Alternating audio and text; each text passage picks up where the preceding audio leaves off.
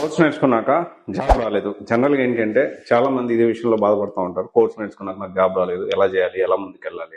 ఇక్కడ ఒక ముఖ్య విషయం ఏంటి అంటే, ఎప్పుడైనా కానీ కోర్స్ జాయిన్ అవ్వకముందు, నేర్చుకోకముందు కోర్స్ నేర్చుకునేటప్పుడు ఇది నాకు సూట్ అవుతుందా లేదా, ఫ్యూచర్ నెక్స్ట్ 5 years ఇది ఎలా ఉంటుంది, అండ్ ఇప్పుడు ఈ కోర్స్ నేర్చుకుంటే ఆపర్చునిటీస్ ఉన్నాయా, ఓపెనింగ్స్ ఉన్నాయా, ఉంటే ఏ సోర్సెస్ ద్వారా నేను వెళ్ళాలి, ఇది ఎప్పుడైనా కానీ కోర్స్ నేర్చుకోకముందు కంపెనీ రిక్వైర్మెంట్స్ ఎలా ఉన్నాయి, ఈ కోర్స్తో పాటు ఇంకేమేమి కాంబినేషన్ నేర్చుకోవాలి, ఇదంతా తెలుసుకొని ఫస్ట్ కోర్స్ జాయిన్ అవ్వాలి. అలా కాకుండా కోర్సు నేర్చేసుకున్నానని మనమే అనుకుంటే కష్టం. ఎందుకంటే కంపెనీ రిక్వైర్మెంట్ తగ్గట్టు నువ్వు కోర్స్ నేర్చుకోకపోతే నీకు జాబ్ ఎలా వస్తుంది?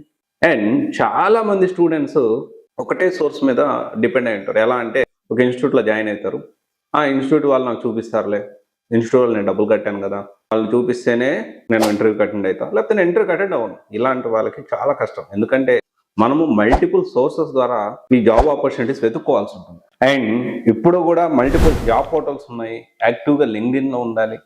ఇప్పుడున్న సిచ్యువేషన్లో డైరెక్ట్గా ఒక ప్రాజెక్ట్లో ఒక పార్ట్ లేకపోతే ఒక టాస్క్ ఇచ్చి ఒక 1 day టైం 2 days టైం ఇచ్చి మళ్ళీ ఇంకొక టాస్క్ ఇచ్చి ఇలా చేస్తా ఉన్నారు. So always remember that course నేర్చుకున్న జాబ్ రాలేదు అంటే మల్టిపుల్ సోర్సెస్ నుంచి నువ్వు ట్రై చేయట్లేదని అర్థం. అన్ని ప్రయత్నాలు రాలేదు అంటే అసలు ఏ కోర్స్ తీసుకున్నావు, దాని ఎలా ఉంది సిచ్యువేషన్ అనేది కొంత మార్కెట్ అనాలిసిస్ చేయాలి. బ్లైండ్గా గుడ్డిగా నేరుగా వెళ్ళి ఏం తెలుసుకోకుండా నాకు జాబ్ కావాలి, నా సాఫ్ట్వేర్ జాబ్ కావాలి అని ఇన్స్టిట్యూట్ దగ్గరికి వెళ్తే వాళ్ళ దగ్గర ఉన్న కోర్సులో ఇదే కోర్స్ బాగుంటుంది, ఈ కోర్స్ జాయిన్ అయిపో అంటారు, విచ్ ఇస్ ఎ ట్రాప్.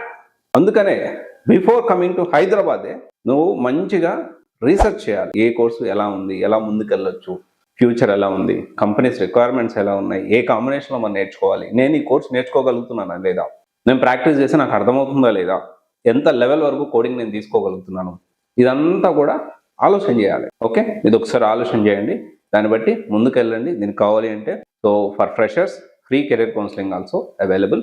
ఒకసారి చెక్ చేసుకోండి, జాగ్రత్తగా ముందుకు అడుగు వేయండి. All the best. Thank you.